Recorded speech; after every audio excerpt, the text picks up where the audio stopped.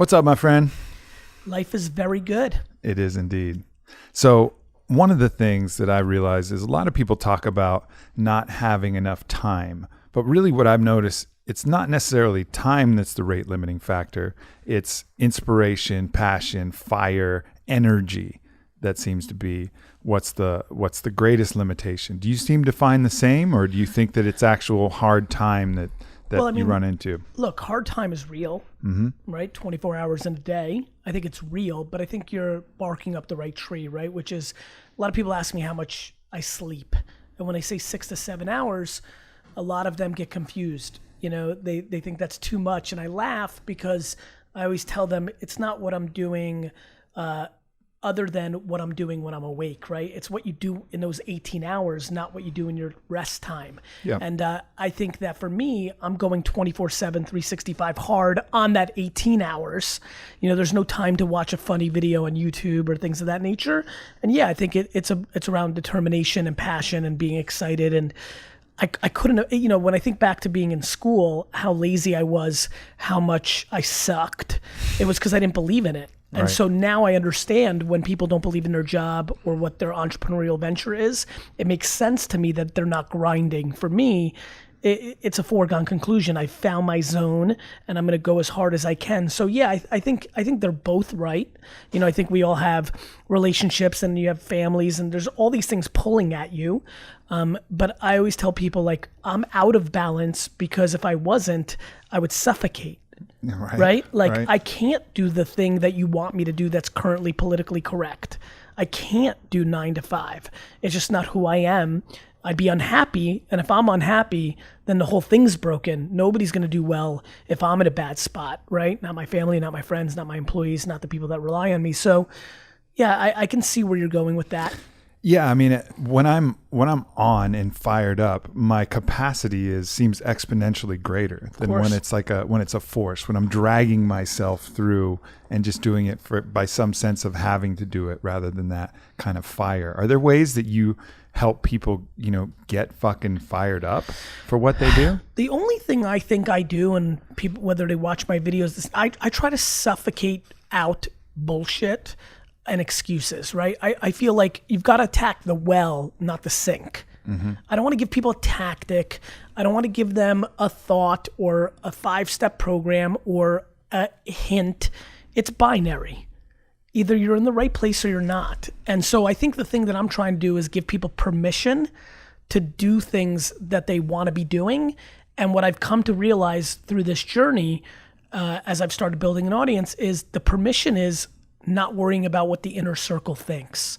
My big thing, my big revelation to myself is, these people are worried what their mom is going to say. Right. They're worried what their girlfriend's going to say. They're worried what their husband's going to say. They're not doing things because they're worried about being judged. Robert Greene in his book Mastery calls those the counter forces. Makes you know, sense. Paying attention to these things in your inner circle that are going to drive you based on their own fears and their own projections into something that you shouldn't do. My father wanted me to be a fucking bond analyst or something, like some work in some Goldman Sachs type firm, you know, which would have been an absolute derailment of my career. Fortunately, you know, I had enough of my own resolve and personal practices. I was able to avoid that counterforce. But for some people, those can be too strong. And if they don't shed those things, I think that's what I'm trying to give. I'm trying to be everybody's shield to their inner circle by blaming me for it. I'm on this new kick. Like, I just made a video this morning outside the airport. Point to this video and let me take the shit. Everybody in the comments, like, Grandma, come tell me I'm a dick face. You know, like, it's fine. Like, I can handle it. I'm trying to give people permission. So I think the one thing I'm trying to figure out is how to communicate through video, through audio, through written word. How do I communicate the at-bat that I want everybody to have? Because when you're happy, you start getting into a funny place that I would call guilt. I'm in a funny place. I almost feel so grateful and so guilty that I'm doing this not only because I'm narcissistic and I like the attention, because that's real. I like the attention, that's real. Mm-hmm. But the impact's insane. I mean, if anybody could have the drug that I'm addicted to, which is the 100 emails a week of people telling you that their life is better because of you, and that you've figured out that the way you communicate hits people. Well, now I'm like, oh crap, I have this, it's like the comic book thing, like with great power, there's great responsibility. Sure. I'm like, okay, if I've got a style to manipulate people, most people go down a bad path, but I got lucky. I got great parents and great DNA. So let me get to the truth. And the truth is your mom's fucking you up. Yep. And so like, if I can get in there and penetrate and say, hey, point to me, I'm an immigrant. So every Asian, Indian, Eastern European, Latino immigrant, parents are pushing education. And I'm out there getting D's and F's and doing my thing. And they're like, can I? And I love it. When sometimes people email me, they're like, can you make a video for my dad? I'm like, yep. Hello, Mr. Kajuka. Fuck you. Like, that's, Is it like, a generational and cultural thing? Of course. Do you think Yes. this will change? No. No. Meaning, You mean we're going to be that? I mean, our generation's going to be that same counterforce? Let's remember what's going to happen. We've lived through 9 good years of an economy. Yeah. Shit's about to hit the fan. And you know what happens when shit hits the fan? And when I say shit's about to hit the fan, next year, the next year, tomorrow, 3 years from now, bull market, Everything has a correction. 100%. So as soon as it happens, you know what's going to happen. Everybody goes to defense. Yep. Everybody's Fear. an entrepreneur now. Yeah. It's really great to be an entrepreneur. It's really cool. Let me give you the steps you need to do. You need to open an Instagram account, and in your bio, you put CEO. Like, super, super great. I love how everybody's like, I'm an entrepreneur. That's like me saying I'm a basketball player. There's a difference between being paid to be a professional basketball player and doing the shit that you and I did a couple weeks ago in the gym where we were huffing and puffing, right? Yeah. Being an entrepreneur is awesome, and I want everybody to try it or be romanced by it, but don't be delusional. There's only a few that actually win at the levels that everybody, the watches and the private jets are for a small group, and then there's only another group that's bigger that can actually afford to live their lives that way, and you have to be mentally strong. It's scary. It's by yourself. I'm dying to see what happens when shit hits the fan, because I want to first see who's really an entrepreneur, who's not. Mm-hmm. Who's willing to live in a studio apartment after they have to sell their fancy LA house because they overextended themselves? And now, are they going to go work at Bank of America, or are they going to live super humbly in a studio with 4 of their homies instead of that awesome place with all the bikinis at the pool? Like where, and so who's going to grind? And so I think that a lot of people look at entrepreneurship and this alternative that you and I were just talking about as a fun, great thing. It has been. I'm just worried it's not self-sustaining. I know so many people that look like they're winning, but they're not, because if their cash flow stops, which, oh, by the way, for 90% of them is raising capital. Yeah. Yeah. And, right. And when, people aren't making money. Yeah, sure. And when the tide retracts, as it will, that capital is going to all of a sudden up. Your fucking t-shirt company is not going to be the next Supreme. Right. Yeah. I mean, the pinch, that moment where it seems like every successful entrepreneur you talk to has that pinch moment where the forces of resistance mount up, and then they test you to see if you're really for real. And then what happens is very simply, it's whether it's for real or you've got it, it's just simple. I couldn't breathe doing anything else. Yeah. Like there's no alternative. I don't want anything. I don't want a house and a car and a boat. I just want to play the game. The luxury of no choice. I mean, that was something that the Spartans entrained in their troops, right? I mean, there was never give up, never surrender. It wasn't even an option. It didn't even play in their mind. Because when you have that quit as an option, when that's not part of your ethos, that you don't quit, or that it's not part of who you are, then you'll torture yourself with that thought alone. And then, as we were talking earlier, that will slow you down. The more that your mind can go, should I, shouldn't I, should I? When you're a clear, yes, this is going to happen, it's way easier to move swiftly. You know what's funny? I was listening to you carefully. Yes, it's going to happen is something that I've been thinking a lot about, which is my definition. What I just said is, I don't know if it's going to happen or not. It's just, I'd much rather run my own businesses and make $80,000 a year than not and make $1 million a year. I just can't breathe. It's all I've ever known. That's the thing. Mm-hmm. I don't know how many people right now that call themselves founder, CEO, and entrepreneur. If I said, here's $2 million a year being a banker, right? Or here's 86,000 flinging your hats and t-shirts. I just think most of them take the 2 million, at least the ones I've been coming across the last 3 or 4 years. That's the difference. When I was 29, 28, and building this big liquor store in New Jersey, I was making $47,000 a year. I didn't have anything cool. I wasn't in the clubs in New York City. My friends who were working at Wall Street and Goldman and all those things, or consulting or other things, they were making 150, 200,000, and they were, right? And I was happy. Yep. Too many people are envious. Right now, the entrepreneur is the thing that so many envy. And I'm scared that when the market corrects, people are gonna be lost. I'm actually, this whole last rant, the last 5-6 minutes, I just wanna clarify it. I'm not angry, I'm worried.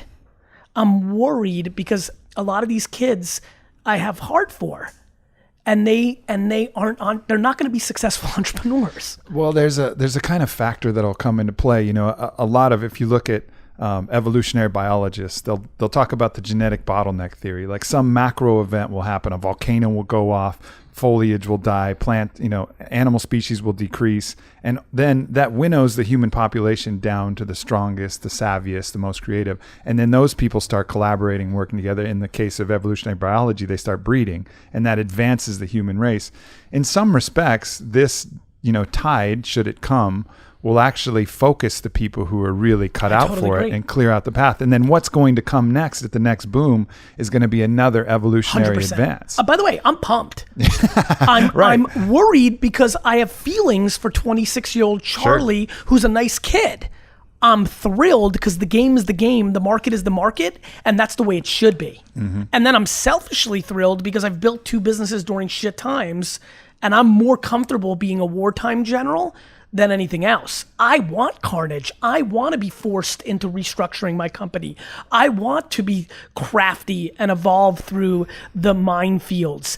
I don't like all this, C- players thinking they're legit and enjoying the fruits of the game. That's when I feel shit's broken. Yeah. Or even for me, there's a sense of bloating that can come when the success is too easy, 100%. right? Where I have projects that are going that probably I should cut if I was ruthless enough and I needed to. And that feeling, the austerity of having the world collapse down upon you, certain people with that stoic mentality, you see that force of resistance, say, oh, great, there's a motherfucking dragon. Now the hero can come out. Without a dragon, there are no heroes, right? Like the hero needs these things to slay. Now, this is why I disrespect anybody who's a Patriots fan that doesn't live in Boston or from Boston. That's just the quickest tell that you're not a hero. That's the quickest tell that you need some other force to give you self-esteem. Sure. Like, I love losing. I love being a Jets and Knicks fan. I love the climb. I need that dragon all the time. I manifest it. Yeah. I'm so fucked up, I make up fake problems just because it's not interesting. Yeah. I mean it. When I won in the wine game, I moved to this thing. And my biggest fear is that VaynerMedia is becoming the clear-cut winner of this new digital social agency. And I'm like, fuck, I can even feel it in my body already. I'm like, this is bad, because once everybody succumbs to this truth, then it's not fun anymore. Then I've got to find a different dragon. Well, it sounds like you probably have a lot of dragons that you're looking at. There's Smaugs living underneath your Middle Earth that you're going to come steal some jewels from. But you know what? This is what's interesting to me. This is the thing I'm trying to dissect. Who's in it because they're in it, and who's in it because it's the trend? And let's not get it twisted. There's an enormous amount of people listening even to this podcast right now that are in it because it's on trend. And by the way, it's easy. You can say you're a rapper or an athlete, but you can easily see that you're not by the actions of that. Entrepreneurship is hidden. Entrepreneurship is kind of like you say it on your gram account, and then you kind of can look the part. You can go to the parties. You can go to the conferences. Like, you can trick it way more than a lot of other things. And so I'm saying this very carefully. Listen to me. If you know deep down that you're being exposed by this rant, here's a smart move. Before the world collapses, go figure out who you think is actually going to survive that. Who are the wartime generals? Let me remind a lot of you, the 84th employee at Facebook is going to make much more money than the founder of almost every company that's going to be invented over the next 5 decades. So The one advantage is the access to these winners that you've never seen before. So if you are listening right now and saying, fuck you, Gary, like I've got this, I'm gonna do it, then do it. Stick it to my face. I can't wait to get the email from you 5, 6, 7, 8 years from now. But if you're listening and saying, it's true, because I wasn't into being a businessman or woman when I was a junior in high school, right? I was gonna be this, I was gonna be an architect, I was gonna go to Harvard, I was gonna be a banker. If that's you, give a real thought to this, because we've seen this in 2001 and 2008. Shit is very ugly, and it's a 10-year, 7-year, 5-year step back. Or you could take advantage of the window we're in right now and take advantage of the fruitful times and the access to these A-plus generals, and I would jump on those boats if I were you. Yeah. What is the place for that fake it till you make it kind of paradigm? You know, I think it's cool internally. I think it's shit externally. Mm-hmm. Like you're losing too much when you fake it till you make it with the A players of the universe. Mm-hmm. Like nobody's tricking me. Right. Like I know you bought your fans. Your engagement blows. Like, you know, I think fake it till you make it. Look, being confident. If you roll up on me and be like, I'm 23, I'm starting a sock company and I'm gonna win, that's different than saying I'm already winning or this, that, and the other thing. Or it's a matter of authenticity, I guess. You know how many people are like, hey Gary, I'm friends with your boy, da-da-da. I check. Yeah. I'm like, yo, you friends with this kid? They're like, he rolled up at me at South by, like, I think faking till you make it fakes losers and makes you lose with winners. So really what you're saying is instead of fake it till you make it, believe in yourself. 100%. If you believe in yourself, portray that belief, because that's authentic, that's real. Because now we're in an age where inauthenticity is going to get exposed. I'm not running around and saying I'm part owner of the Jets and soon I'm just going to buy the rest. Yeah. I'm saying I want to try to buy the Jets. I'm going to buy the Jets. That's different. Yep. But you have a lot of people that are just like getting into fake news and like really like just making up shit and saying like, oh, your boy, you know, he confirmed that he's going to be an investor. And like, again, the amount of kids that have ruined their brand with so many of the winners that I know is staggering to me. And that has been during good times. It's going to get way worse. Mm-hmm. So I don't know. I think fake it till you make it internally. You know, trick yourself that you've got it. That's good. I like the delusional. Yeah, that positive self-talk. Yes. And, you know, blind really, faith. Yeah. Blind faith. But when you start putting that out to the world, now you're fronting, now you're bullshitting, and you're losing equity with the people that you want to. Makes Again, sense. I always tell people you're tricking losers. Like the kids that are getting tricked, and you're the man, and you're the woman, and like you're winning. Like they're you know, that's not who you want to be winning over. Yeah. And then you come to the big leagues and you get exposed, and then that trickles. I mean, it's unbelievable. I think people would be stunned by how much people talk at the levels that you want to be at, and you need to be careful when you come into those circles. Yeah. One of the things you talked about, it sounds like being who you are is just part of your DNA, you know, being an entrepreneur, you know, being authentic to what your DNA is. One of the other motivational factors that you touched on is the impact that you're having on other people. And that's something when I coach other people too, I say, you can get exhausted if all you're doing is focused on yourself. If you're focused on what your mission will do to the things that you love, including yourself, but beyond yourself as well, you'll have a lot more fire and a lot more passion to do it. I think it's an important part of the why. I think a lot of people would be stunned how much money I leave on the table every day. Because my number one KPI is how many people show up to my funeral. The end. Period. End of story. And there's nothing even remotely close. The whole ambition for the New York Jets is a distant second, and all the short-term stuff. Got a lot of the Vayner Sports guys here. People I meet on the street about Vayner Sports. Like they're like, I don't think people understand. Like I don't care about that. Like I really don't give a fuck about money. And now person listening's like, oh, easy for you to say. No. You've got to go look at what my life was. Like when I was building Wine Library, I didn't care either. You know, 24, 25, 26, 27, 28-year-old dudes, when they built a $45 million business, don't tend to pay themselves $40,000. They don't, because they know that those dollars can get them what they want. Girls, fun. I am obsessed with my legacy, which means I'm trying to give more than I'm taking on a daily basis. Plus, I know I'm good enough to get mine without taking from somebody else. So I'm running a marathon. My only vulnerability, my kryptonite, is being regretful in my 70s or 80s when I have less in the tank and I might say, oh shit, I left too much on the table. And that's something I think a lot about. Yeah. I think a lot about being 80, 90 and saying, it wouldn't have been a bad idea to take a little more.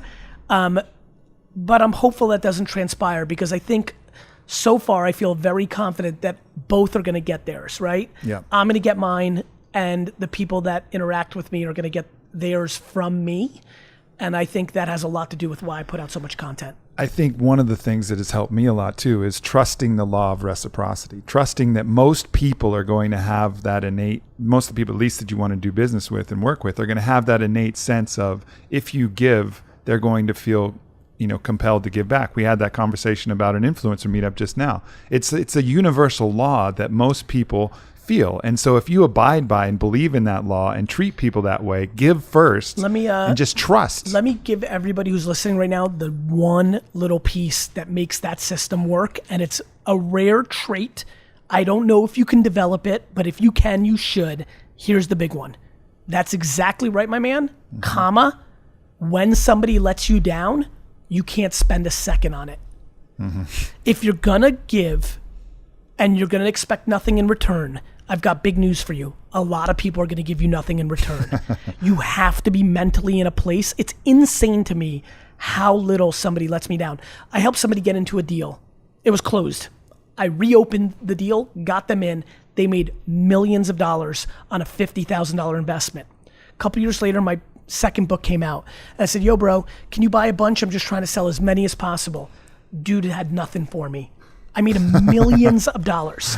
Other people I met one time, and they were buying hundreds. Yeah. Everybody's different. But I would tell you, it was stunning to me how much it didn't bother me. I took note because I knew I could tell this story one day, right? And I knew that it would be a great lesson. But I was unfazed, because that's just the way it is. You can't live by giving without expecting anything in return, and then knowing. I always tell people, karma is practical. Yeah. The shit's practical. Like, do the right thing, it's just gonna work out. Especially what people don't understand. You know what I prefer? I like doing the right thing and actually having them say good things about me behind my back, even if I don't get what looks like the deal in front of me. Because life is long. And so, yeah, man, I agree with you. But, for example, my dad's the other way. My dad could never play that game. Because he'll obsess over he's so let down by people. He wants his employees to care more about his liquor store than he does. It's insane. I tell him, I'm like, Dad, they wouldn't work for you if they, he's not practical about it. And I struggle with it, and I try to get him there, but this is a hard wiring thing. For me, my whole game works because I expect nothing, and I mean nothing from nobody. Zero. Not my mom, not my dad. The biggest reason I went into my family liquor store business, I didn't want to go into it because I didn't want people to say, oh, your dad had a liquor store. I did it because I wanted to pay back the dues that my parents did by coming to America and making us a middle-class family by having a local liquor store. Reciprocity at work. Reciprocity at work. So I think that, yeah, man, I'm a big buyer of that. I'm just worried a lot of people on the other line don't understand you've got to check your feelings at the door. And if you're giving without expectation, that means pay attention, without expectations. I think that's incredibly important, because when you go the other way, then you start to get let down by people. And then that starts to erode your mission to help other people, because you'll start looking, you'll take a specific case example. Someone will do something fucked up to you and you'll be like, people are fucked up, right? Rather than, oh, this person made a mistake because they were selfish or whatever. I tell all my homies, I'm like, that's because you're a loser.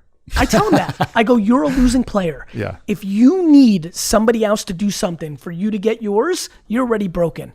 I was telling you in there, like, in everything I do, nobody can have leverage. And that's how my whole life is. Nobody's got leverage over me, because I just don't want to live that way. Yep. Like, why? Like, why put yourself in that position? If you're good enough, you don't need it. And everybody talks a big game, and then they need somebody else to do something to have them win. I just don't believe in that. We all need people. We need help. We need breaks. We need luck. I believe in all that shit. Like, I hate when people, like, of course there's moments in time, like the internet came along at the right time for me, right? Like, I don't know, like, is that luck? Is that timing? We all have that. But to put yourself in a position when you rely on somebody else, or worse, and this is the one that drives me batshit crazy, the amount of people that want to do nice things for me because then they want to hold it over me for something else, you can taste that shit from a mile away. Sure. Like, I know you're trying to do that. And the funniest thing is, people are crazy too. People are like, hey, I'll give you this free t-shirt. All right, now you should invest $1 million into my business. Like, they're not even like normal trades, right? Well, the one that I love is people saying that they'll buy me a cup of coffee I'm for gonna an buy hour you dinner. of my time. I'm like, cool. I'm like, listen, you man, better buy fucking 10 restaurants. I fucking make coffee. Like I have unlimited supply of coffee. I have a keg on tap in my, like, what are you offering me? You know, a $5 coffee? Quickest way to get a delete out of my inbox, and it happens 15 times a day, the titled, I'm gonna help you buy the New York Jets. That's the quickest tell that you're not. Yeah, that makes perfect sense. One of the things that I've noticed with you and I've done business with a lot of people with big podcasts and big followings, and one thing I noticed with you is you're a believer like I am in leaving meat on the bone. And I've been surprised with dealings with other people, and usually those dealings fall through when they're unwilling to they just carve it to the very precipice where it's just at that 50-50, maybe you both are taking a little loss kind of spot. And it boggles my mind why they have to push it there when there is abundance, when there's plenty of meat for both sides, but they push it to that infinite level. And in that quick conversation with you, it was an easy, immediate yes, because it was recognizing abundance and saying, hey, let's both eat. Well, you know what was funny about that was we went right to the punchline, right? I was like, look, this matters to me. I know what matters to you. And like, yeah, man. Yeah, I mean, look, I just genuinely believe in 51-49. I'm desperate to try to do more for the other person. Yeah. I'll be honest with you. I think it's leverage. Yeah. I like it. I like being in that power position. I don't want to be on the hook for something. And so it just works on so many ways. Number one, I don't have to think about it. Imagine having to think about owing people shit. That's exhausting. Number two, the person feels great, to your point. Even the biggest of the biggest are always trying to carve too much for themselves so people can taste it. So you took note of that, right? Mm-hmm. So then you already feel good. It makes it easy. It's like light on your chest. Like, it's just right. It's recognizing the long game too, because all right, maybe you carve out a little bit extra for you in the immediate, but in the long term, you know, it just leaves that sour taste and it allows the grounds for that relationship to dissipate. You said something that just triggers something in my mind. The other thing is I try not to jam with people that I don't think are going to be there at the finish line. Mm-hmm. So if I already think you're going to be a winner, like, it makes so much more sense to have a 53-year relationship. You know, it's funny. I don't know if you guys watch all these documentaries or like stuff, but I always am so fascinated when two guys, two gals are sitting there and like, we've known each other for 62 years, right? You just see that thing. I'm always into that. Like, every time I'm an optimist. Every time I meet somebody, I'm thinking forever. Yeah. I'm thinking one of the two of us is coming to the other person's funeral. Like, I think that way. And so, yeah, I'm trying to build relationships. Yeah, I think that's such a key because some people, you know, I describe it with the analogy, the difference between a squirrel and a bear, right? A squirrel's out trying to get as many nuts as he can. And the analogy for humans, that's money. Try and get as many nuts as they can, bury it, put it in your bank account, bury it in a hole in the squirrel case, and hope that no animal comes and digs it up, the taxes, the lawyers, whatever, the erosion. And then there's the bear that consumes as much as they can and leaves it on its body. And to me, being the bear means forging these connections. Because then it's like Willie Nelson. When Willie Nelson ran out of money and the fucking IRS went to go take his ranch and take everything, he had so many good connections. Within a day, people were like, hey, Willie, we'll take care of your ranch payments. Like, no problem. Because he'd forged something that was beyond, that no one could take. They couldn't take that away from him. Just like you can't take the bear's fat away from him. You know, it's not burying money in little holes. It's building something that's a part of you. And those are the connections that you form. No matter if Onnit got fucking crushed, you know, tomorrow, I'll be fine because I've done right by absolutely every person I've dealt with. I've given my time, my heart, my services in every relation. So we could just start something else. There'd be Onnit too, whatever. What I'm worried about is there's a lot of people listening right now and saying, okay, easy for you guys to say. And what I always tell these kids is, you don't understand. That's how we got to that place. You know, like everyone's like, easy for you, easy for you. Like, I'm just fascinated by people's lack of patience. Like, I didn't even, you know, and I know we live in a social media world and everybody's getting all these things flashed at them, but it's crazy. I'll never forget the day I started working full-time in the liquor store. I was 22, and I remember saying to myself, literally the first day, Like, I'd been working in the stores for 8 years since I was 14, but this is it. I'm done with college. I actually worked a few hours when I drove home from college my last day, but the next day was the first day. It was so weird. I hated school my whole life. And that was it. Like, I walked into the liquor store and I never had to go to school again. It was like crazy. It was the best day of my life. And I'll never forget, I remember saying, okay, I'm not gonna say a word for the next decade. I'm not gonna talk to my friends. This is real. And I didn't. My high school and college friends are very weirded out by me. I just went in a cocoon and I just worked every minute. And I didn't even think about popping out until I was 32. Not a word, not a peep, not a party, nothing. And now I've got kids emailing me like, Gary, thank you so much. I love your videos. You inspire me when I'm super down. I almost gave up last week. Yeah, I've been doing my new business for about 4 months and I hit a real wall. I'm like, what's the fucking matter with you? 4 months? You didn't hit a wall. You haven't even gotten out the gate. You're not even in the car. You're like still sleeping in your bed. I just really want to push patience and the long game. All this relationship talk you and I have been doing, squirrel, bear, all that shit, it's all long game. Yep. You're either playing for life or you're playing for the few minutes ahead of you. And again, this keeps going back over and over in my mind to what other people think. Too many people right now, I mean, social media has become the place where everybody is a PR agent of themselves. Let's call it what it is, right? I just said there's a bunch of dudes in here. That's the first big head nod. Everybody just head nod. You're PRing yourself. And I get it. You know, like I get people want, to hook up and to have fun. Like I get everything. I get it. But it is creating ungodly short-term behavior, which is not allowing people to really win the game. Yeah, I think people are getting addicted to this immediate feedback kind of loop. You post a picture, you get the feedback. Entrepreneurship isn't like that. It's not. Because you're going to get a bunch of shit feedback. It would be like posting every day and getting no response. 0 likes today, good, on the right track. 0 likes, 0 comments, we keep going. Guess what? I lived that world. Yep. I was part of the early phase of this, right? I started a YouTube show 4 months after YouTube came out. There was nobody there. Like, there was no social media. There was MySpace, but if you remember, people went to your wall, right? It was a different loop. Sure. So, yeah, man, I just had like one comment. Like weird, like there was, and now what's happening is not only are we addicted to the feedback, but we're crippled. I mean, it's unbelievable to me to watch my friends get 83 good comments and one person says they're fat or they're dumb or it's stupid and they dwell on this. And this is why I keep getting back to this thought of how do you get insular and know what you're doing for yourself, for yourself. Ivan Drago. Right? Last scene, like he loses and he's like, yeah, he's saying, I did this for myself, not for the fucking premiere, not for the Soviet Union. I was in the ring for myself.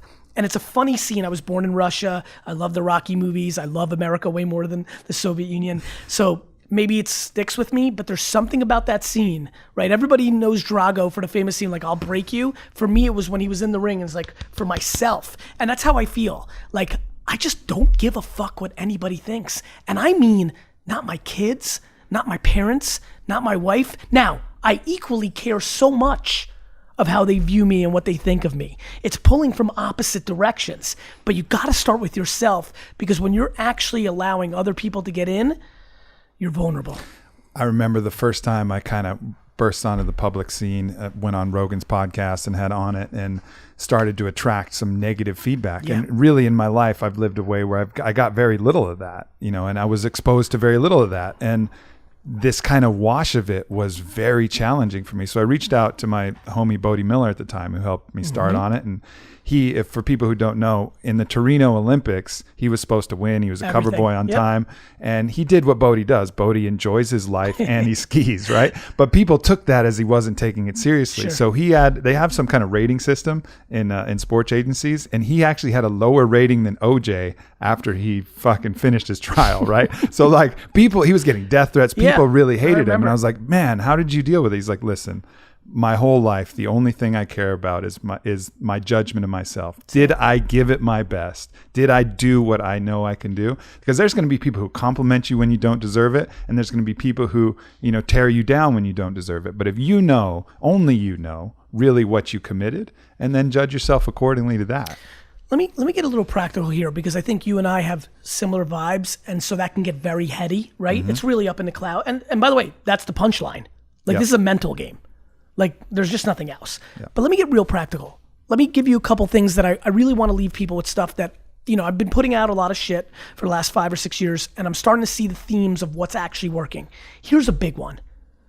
If you're not feeling it, find new friends. I'm being dead serious about this. This one is real big for me. Who you hang out with is a huge deal. And again, these are all tried and true things, right? We've heard you're the whatever of the 5 friends you spent. Like, that's real. That one, put in the bank. Like, if you're not feeling it, you need to go to meetup.com and go to 10 meetups of people that are hungry. Like, it's unbelievable what happened to me when I got into the Silicon Valley world and started meeting like Mark Zuckerberg and like Ev Williams and like Travis. Like, it changed my life. This town, actually, it's fun for me to tell this story here. South by Southwest 2007 changed my life because I hung out. I forced myself to go to a Web 2.0, which later became social media, the current state of the internet conference, South by Southwest. And I was looking at all these kids. And by the way, this is when tech wasn't cool. Straight fucking nerds. But they were trying to change shit. They weren't here for kicks and giggles. They weren't here to hook up. They were here to like change the world. Like, I'm going to build a product that is going to be in every single person's hand. Like, and they have. Like, the Twitters and the Facebooks and the Ubers, they did. And it was the biggest impact of my career. And it's something I think a lot about now. So anyway, real practical. If you feel motivated by this conversation or you're intrigued by it, add one new winner friend. Yeah. Like, you know what I mean? 100%. Add one new winner friend and cut one loser friend. Like, yeah, I know he's been your boy since 4th grade, but he sits at home and fucking smokes weed and plays 2K all day. Like, you can only love him so much. I always challenge people too, because everybody will do that with their romantic interests, right? They're always hunting and pursuing, and they got online dating apps, and they're looking for some sexual relationship. Swipe to the right. But with friends, it's just like, oh yeah, it's just like it's default. It's who your homies were. You never cut anyone. Like, you'll break up with a girl if she's bad with you, but a friend, you feel like you can't break up with a friend. You know, it's this weird paradigm where it's like, oh yeah, they're just my friends. That's going to stay like that forever. I was with this badass female entrepreneur the other day, and she's such a ninja. She fucking does it, and it's changed her life. Yeah. And the way she broke it down, I was like, okay, like, I just believe in it.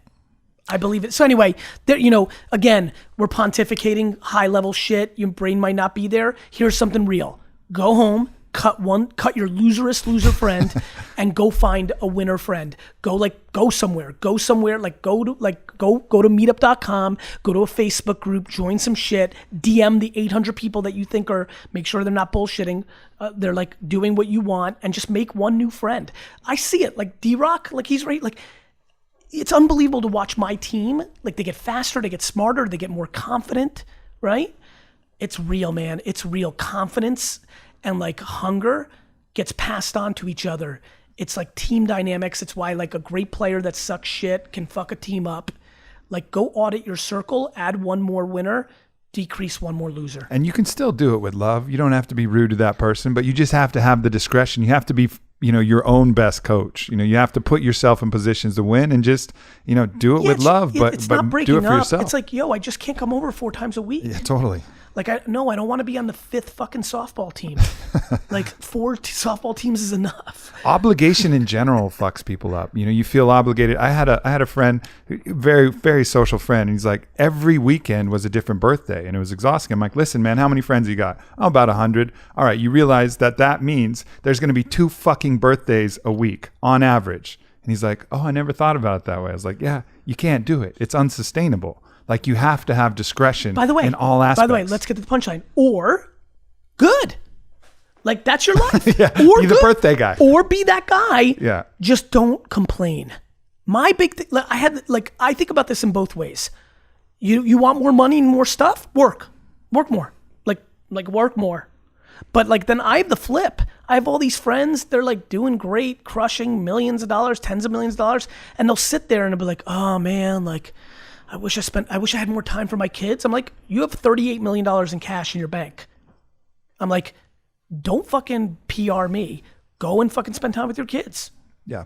Like, stop making excuses. I just don't like complaining. Like, you can do anything. You can go to 365 birthdays a year. You could be on 37 softball teams. You can make $4, you can make $4 trillion. My big thing is, don't complain. You're in control. Only two people, I've been saying this a lot, I believe in it. There's only two groups of people that listen to you complaining. A, the ones that have to. Your mom, right? The 2 or 3 closest relatives you have. And then B, your other loser friends. Right? Like the other one's like, yeah, the man. Like, yeah, Trump's holding me back. Yeah, Obama's holding me back. It's comfortable because then they don't have to put themselves out there as people potentially. People don't want to take responsibility. I love that everything's my fault. Anything happens at VaynerMedia that's broken, my fault. You know why? I hired the person. Yep. Like, yeah, I get it that Sally's a dick face. Guess what? I hired her. And that's any leader. Any leader steps up and says, okay, my bad. And not for kicks and giggles, not because it looks good, not because it sounds fun on a podcast, because it's true. Yep. 100%. It's been beautiful rapping with you here, brother. Fun, man. I'm looking forward to a lot of cool things we're going to create in the future. I can't wait. Wish everybody good health. See ya. Indeed. Wish everybody good health. See ya. Indeed. Wish everybody good health. See ya. Indeed. Wish everybody good health.